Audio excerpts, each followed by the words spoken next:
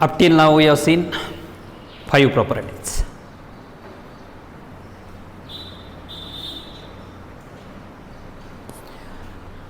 Recall करूयात काय? If rows and columns are interchanged, रोज आणि कॉलमचे आलटापालट, सगळेच रोज सगळेच कॉलम्स, व्हॅल्यू रिमेन्स कॉन्स्टंट, किमतीत बदल होत नाही. 1 नंबर. नंबर 2, व्हॅल्यू साईनमध्ये कधी बदलत होते? If any 2 rose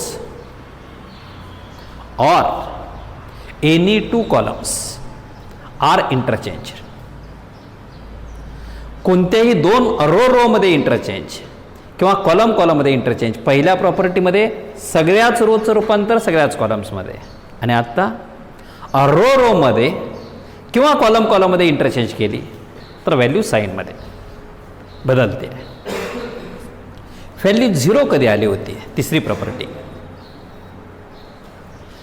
If any 2 rows or any 2 columns are identical, then value of the determinant is 0.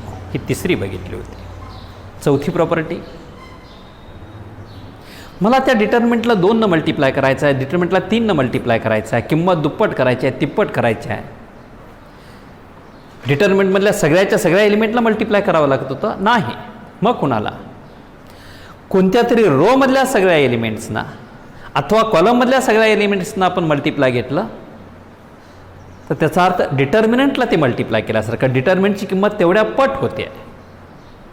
Each element of any row or column is multiplied by some constant k. Then काय होत असेल? K न multiply केलं रोला किंवा कॉलमला, value of the determinant is k times value of original determinant. पहिल्या डिटर्मिनंटच्या व्हॅल्यू के पट होईल, आणि ते मल्टिप्लाय करायसाठी सगळ्या एलिमेंटना मल्टिप्लाय करायची गरज नाही, फक्त रो मधल्या एलिमेंटना किंवा कुठल्या तरी कॉलममधल्या एलिमेंटला बास पुरेसा आहे. आणि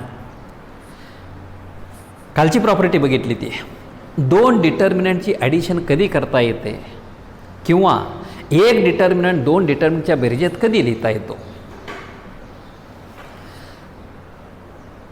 ऐकाल, कोणत्या तरी एका रो मधले सगळे एलिमेंट्स किंवा कॉलममधले सगळे एलिमेंट्स कसे पाहिजेत?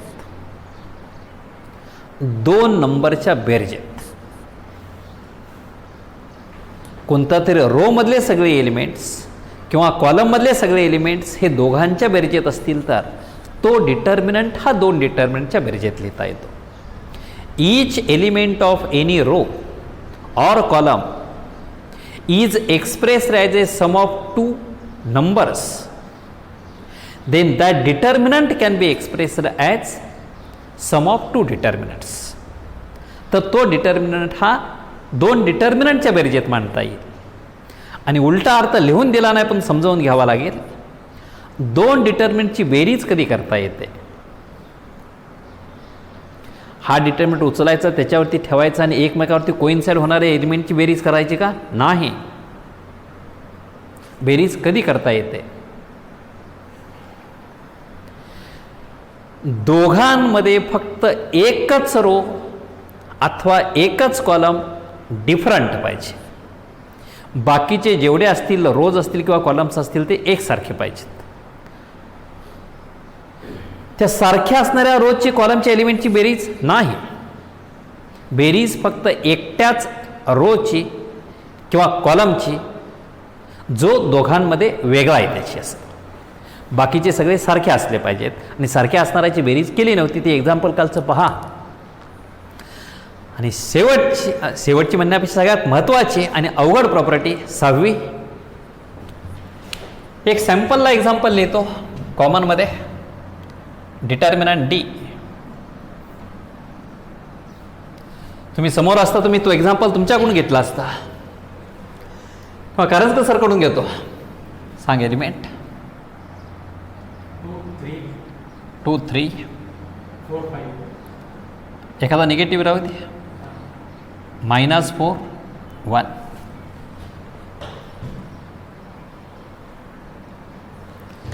किंमत ही काढून घेऊ. हा प्रॉडक्ट 2 × 1 2 यातून मायनस 4 × 3 -12 4 × 3 12 निगेटिव्ह आहे पॉझिटिव्ह आहे negative minus of minus plus होईल आणि आपल्या डिटर्मिनंटला किंमत ही 14 आहे. आत्ता एक्झाम्पल नंबर 1 डिटर्मिनंट D1 घेतो मी.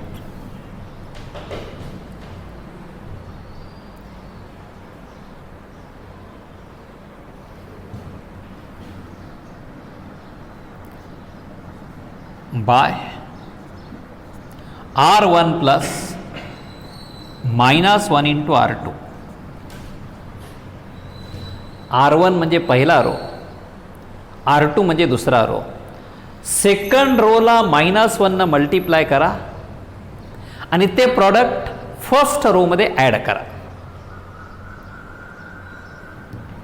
काय होईल तो डिटर्मिनंट?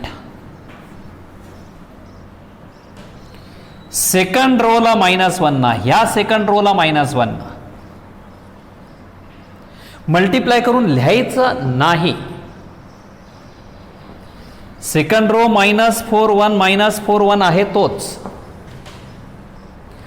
आत्ता सेकंड रोला -1 न मल्टिप्लाय करून ते प्रॉडक्ट तोंडी लक्षात ठेवा आणि ते प्रॉडक्ट फर्स्ट रो मध्ये ॲड करा. कितीने मल्टिप्लाय करताय तुम्ही? -1 न सेकंड रोला. सांगा -1 न मल्टिप्लाय घेतला 4 होईल. तो प्रॉडक्ट फर्स्ट मध्ये ॲड केला 4 ॲड केला तर 6. सेकंड रोला -1 न मल्टिप्लाय -1 ॲड केला फर्स्ट मध्ये 3 मध्ये -1 ॲड केला तर 2. किंमत काढा बरं याची. 6 × 1 6 यातून minus -4 × 2 -8 minus of minus plus होईल. 6 आणि 8 14. किमतीत फरक पडली काय? व्हॅल्यू बदलली काय? नाही. काय केलं मी? R1 प्लस -1 × R2 R2 ला -1 न मल्टिप्लाय करून ते प्रॉडक्ट फर्स्ट रो मध्ये ॲड करेल.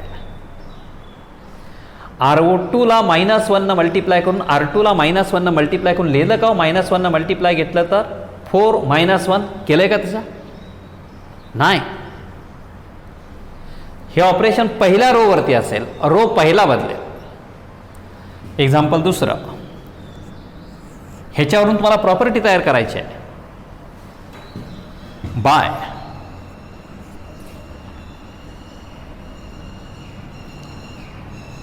R2 प्लस, इथं जसा मी R1 बदलला आता R2 बदलतो. R2 प्लस R2 मध्ये काय ॲड करताय? ह्या सेकंड रो मध्ये R2 मध्ये काय ॲड करताय? R1 ला कुठल्या तर एका संख्येनं मल्टिप्लाय करून ॲड करा.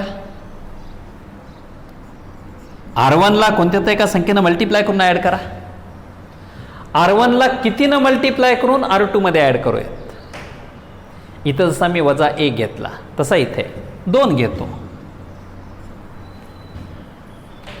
R1 ला 2 न मल्टिप्लाय करा आणि ते प्रॉडक्ट R2 मध्ये ॲड करा, सेकंड रो मध्ये ॲड करा. R1 ला 2 न मल्टिप्लाय करा आणि ते प्रॉडक्ट सेकंड मध्ये ॲड करा.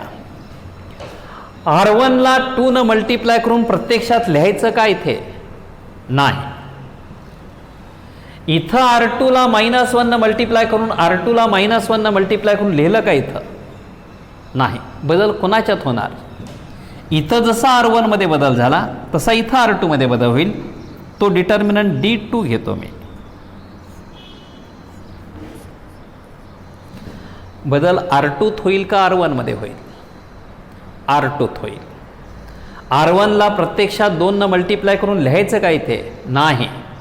R1 बदलणार नाही. 2 3 आहे तोच. सांगा आता R1 ला 2 न मल्टिप्लाय करून ते गुणाकार तोंडी लक्षात ठेवा आणि ते प्रॉडक्ट सेकंड मध्ये. ह्या R1 ला 2 न मल्टिप्लाय, सांगा 2 न मल्टिप्लाय करून 4 2 न मल्टिप्लाय 6 ते लिहायचं नाही, ते R1 बदलत नाही, ते तोंडी गुणाकार सेकंडमध्ये ॲड करायचे. R1ला 2 न मल्टिप्लाय, 2 न मल्टिप्लाय 4 ॲड केला 0, 2 न मल्टिप्लाय 6 ॲड केला 6 ॲड केला तर 7. डिटर्मिनंटला किंमत बोला. 7 दुनी 14, 14 मायनस 0 इक्वल टू 14. ओरिजिनलमध्ये बदल झाला काय? हे दोन्ही मी रोवरती करून दाखवलं. तिसरे एक्झाम्पल कॉलमवरचं घेऊ. डिटर्मिनंट D3 लिहितो बाय काय ऑपरेशन करू द्या. ह्या कॉलमला की जो पहिला कॉलम बोलताय कोणत्या तरी एका संख्येनं मल्टिप्लाय करा आणि ते गुणाकार सेकंडमध्ये ॲड करा. म्हणजे C2 बदलणार का C1 बदलणार? तर C2 बदलणार. C2 सेकंड कॉलम मध्ये ॲड करताय प्लस काय ॲड करताय? ह्या C1ला कुठल्या एका संख्येनं मल्टिप्लाय करू, 3 न मल्टिप्लाय करू इंटू C1. पहिल्या कॉलम मधल्या एलिमेंट्सना 3 न मल्टिप्लाय करा आणि ते प्रॉडक्ट सेकंडमध्ये ॲड करा. C2 बदलेल का C1 बदलेल? तो C2 बदलेल, दुसरा कॉलम बदलेल. C1 मध्ये बदल नाही. C1 2 - 4 आहे तोच. आत्ता ह्या C1ला 3 न मल्टिप्लाय, ह्या C1ला 3 न मल्टिप्लाय आणि ते प्रॉडक्ट C2 मध्ये ॲड करायचे.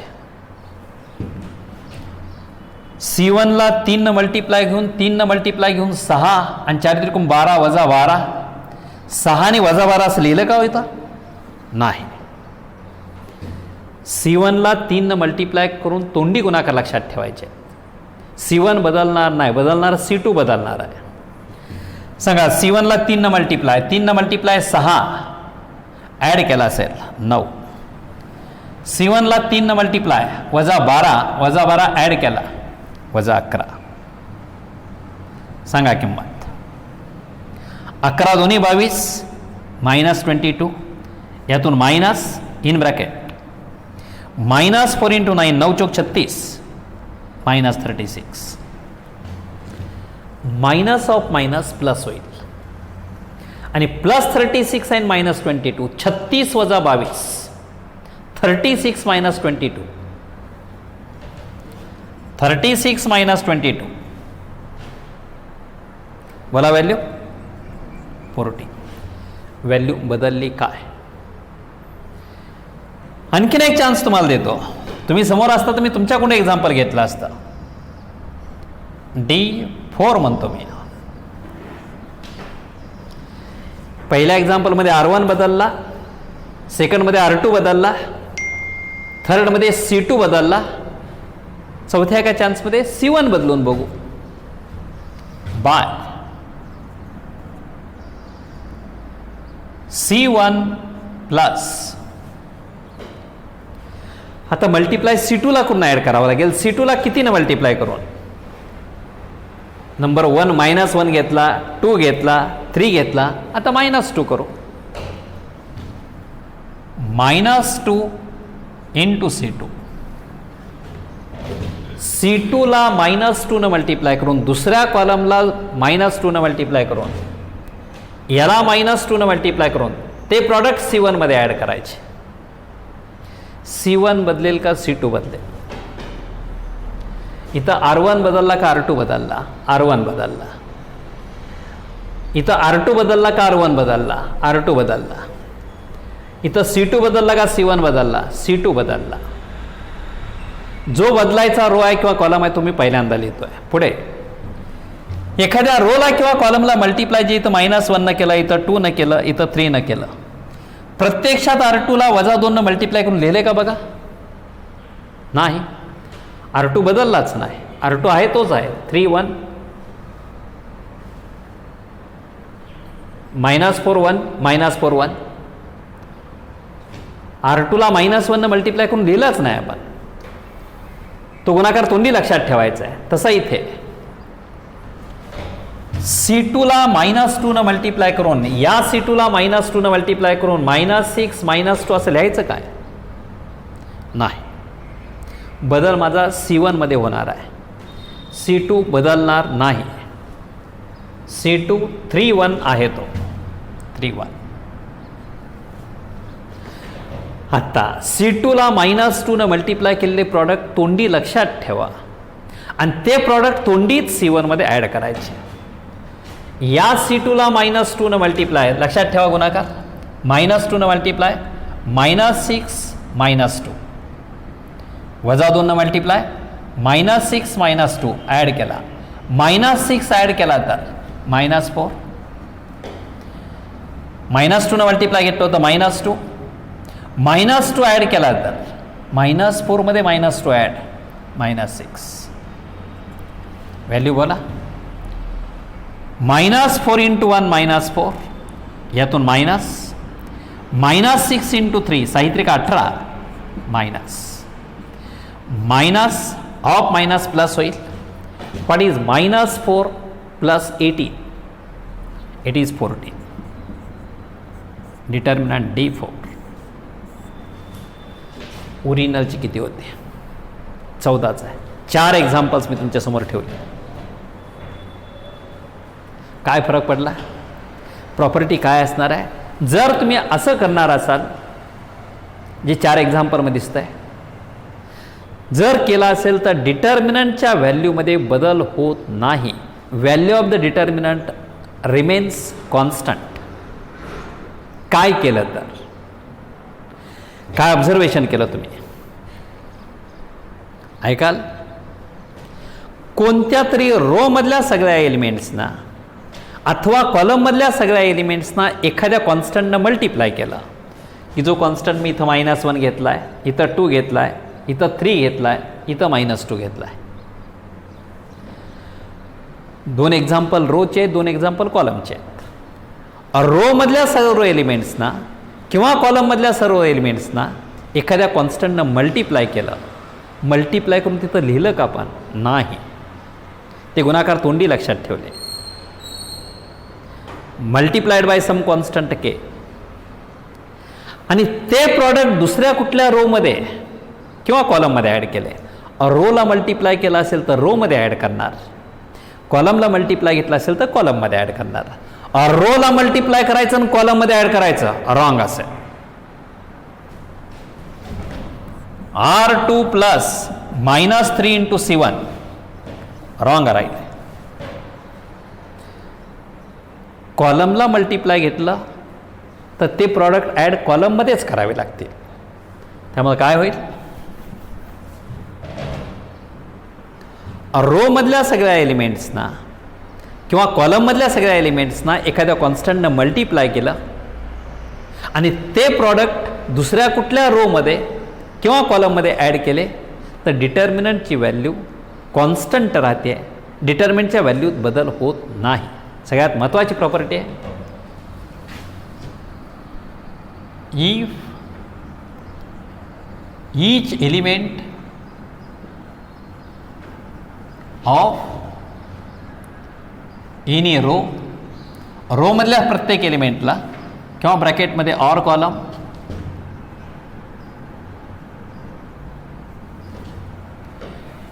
Each element of any row is multiplied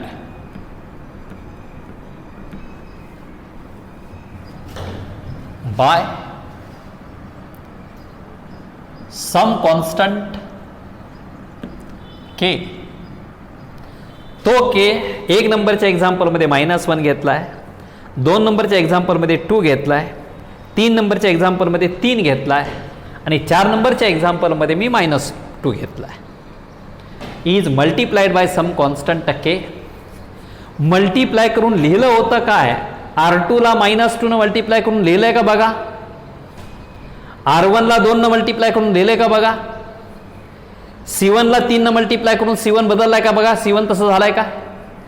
आणि इथं C2ला -2 मल्टिप्लाय करून लिहिलंय काय? नाही. ते गुणाकार तोंडी लक्षात ठेवायचे. मल्टिप्लाय करून तोंडी मनातल्या मनात. आणि काय करा पुढे? And these products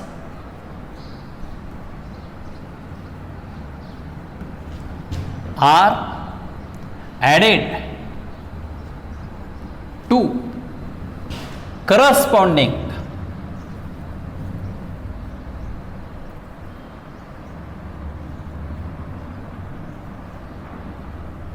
elements of any other row. रोला मल्टिप्लाय घेतलं तर रो मध्ये ॲड आणि कॉलमला मल्टिप्लाय घेतलं तर कॉलम मध्ये add or column. These products are added to the corresponding elements of any other row or column. Then त्यावेळेस काय होत आहे, डिटर्मिनंटची व्हॅल्यू चेंज होत नाही. Then value of the determinant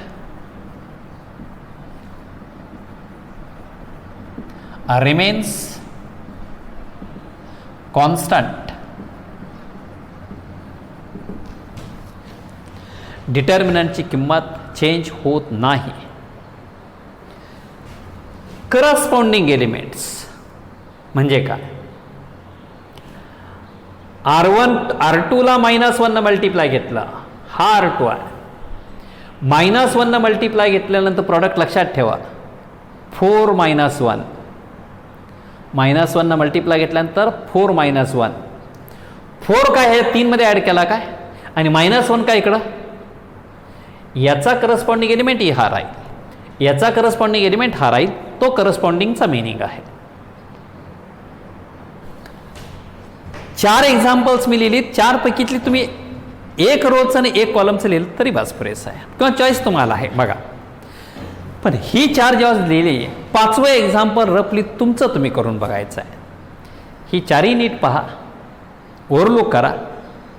5वं example तुम्ही करून बघा, 6वं तुम्ही करून बघा. व्हॅल्यू 14च आली पाहिजे. बदल करताना काय, मी तसा इथं -1 घेतला आहे, त्याच्यावेळी तो नंबर बदलून घ्या. खूप मोठा घेऊ नका, पाडे जिथंपर्यंतचे पाठ आहेत, तोंडी कॅल्क्युलेशन जेवढं करता येतं अशा टाईपचा तो नंबर घ्या. ओके, ठीक.